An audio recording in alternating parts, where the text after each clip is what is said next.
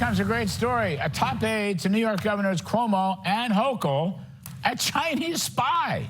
She finally got busted after doing it for about a dozen years. Joining us now is Peter Schweizer, president of the Government Accountability Institute. Peter, you know, you think just when you think your stuff can't get any worse, it gets worse. And by the by, just technically, she wasn't registered as a foreign agent, which made me think of Hunter Biden. But I'll defer to you. What do you know about this story, if anything? Yeah, it's a pretty amazing story. She was the deputy chief of staff to Governor Hochul of New York.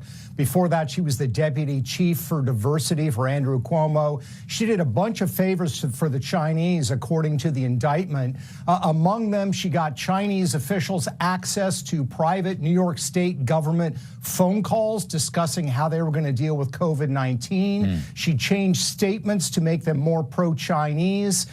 She even basically falsified or listed that Chinese officials were coming as guests of the state of New York so they could get visas to travel to the United States. In exchange, she got millions of dollars. She got a $4 million house on Long Island, a $2 million condo in Hawaii, and they bought a 2024 Ferrari. So it's a clear-cut case, and it's another example of elite capture. This Chinese strategy of trying to get high-level people, you know, people like the Biden family, but also people that work for high-ranking officials on the Chinese payroll. Well, that's where I was hoping you'd go, because the Chinese are relentless, right? They will do anything, go anywhere. So, you know, you think you're safe in Albany, New York. Absolutely wrong. You're not safe at all right? And they, you know, the question now is what other governors, what other state houses, what other Senate and House staff members, Peter Schweizer?